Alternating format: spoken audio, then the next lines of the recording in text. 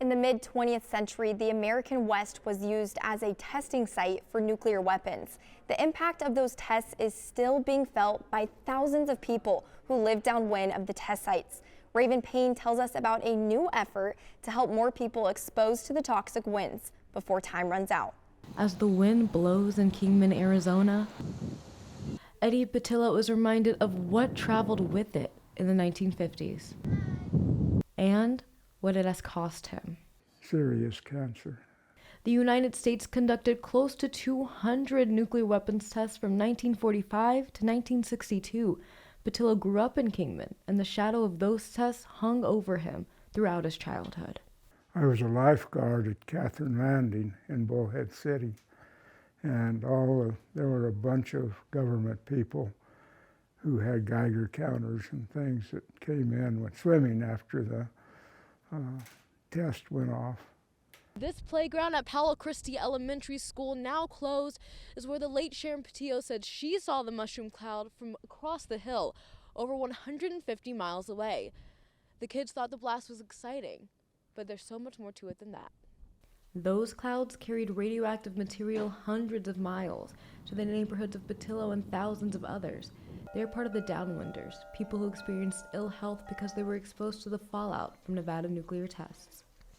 In 1990, Congress established RECA in order to allow people that lived in the area some compensation. Currently, residents in 5 Arizona counties are covered by the Radiation Exposure Compensation Act, or RECA, but parts of Mojave County, the part that includes Kingman, was left out for reasons Representative Paul Gosar says was not intentional. But it was an administrative error, and we've tried to correct it every which way but loose. The Downwinders Parity Act was introduced in late 2021 to fix this error and expand compensation to all of Mojave County, Arizona, and Clark County, Nevada. According to Representative Greg Stanton, this bill is about more than money. It's about the United States government acknowledging that they did wrong to these families and saying to these families, we see you, we understand the pain that you're going through, we care about you, and we want to make sure that you receive justice. For Kim Patillo, she just wants help for the dad she loves. He's just in a lot of pain. I mean, we spent, was it last Sunday, in the ER for 6 hours because he had huge amount of pain. Eddie Patillo is currently battling colon cancer. He's also survived bladder cancer, both types covered under RECA. But because Patillo lives in Kingman, he has to pay for treatment on his own. According to his family, so far, they've paid $12,000 out of their pockets.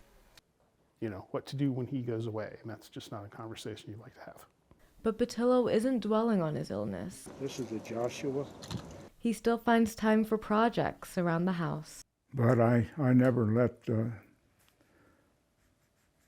disability of the illnesses slow me down much, I don't think.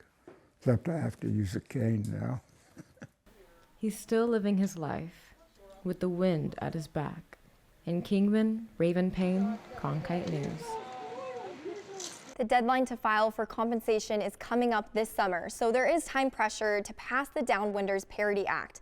It has bipartisan support, and if it does pass, it's highly likely that Patillo's medical condition will be covered.